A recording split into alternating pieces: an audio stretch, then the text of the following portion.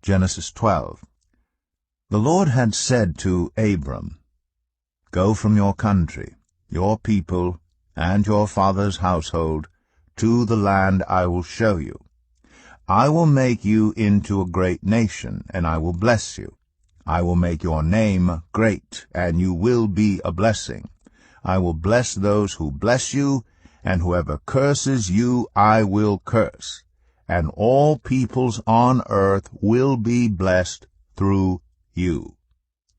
So Abram went, as the Lord had told him, and Lot went with him.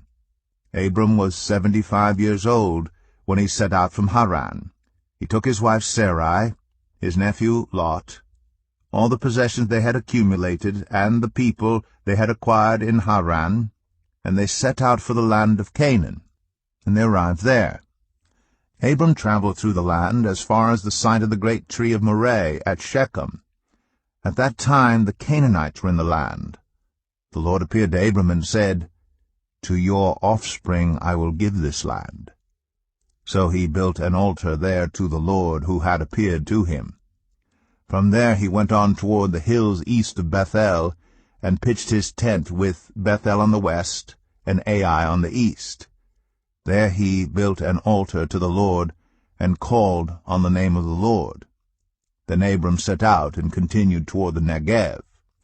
Now there was a famine in the land, and Abram went down to Egypt to live there for a while, because the famine was severe. As he was about to enter Egypt, he said to his wife Sarai, "I know what a beautiful woman you are. When the Egyptians see you, they will say, 'This is his wife.' Then they will kill me, but will let you live. Say you are my sister, so that I will be treated well for your sake, and my life will be spared because of you." When Abram came to Egypt, the Egyptians saw that Sarai was a very beautiful woman. And when Pharaoh's officials saw her, they praised her to Pharaoh, and she was taken into his palace. He treated Abram well for her sake, and Abram acquired sheep and cattle, male and female donkeys, male and female servants, and camels. But the Lord inflicted serious diseases on Pharaoh and his household because of Abram's wife Sarai. So Pharaoh summoned Abram. "What have you done to me?" he said. "Why didn't you tell me she was your wife? Why did you say, 'She is my sister,' so that I took her to be my wife? Now then, here is your wife. Take her and go." Then Pharaoh gave orders about Abram to his men, and they sent him on his way with his wife and everything he had. Genesis 13. So Abram went up from Egypt to the Negev with his wife and everything he had, and Lot went with him. Abram had become very wealthy in livestock and in silver and gold.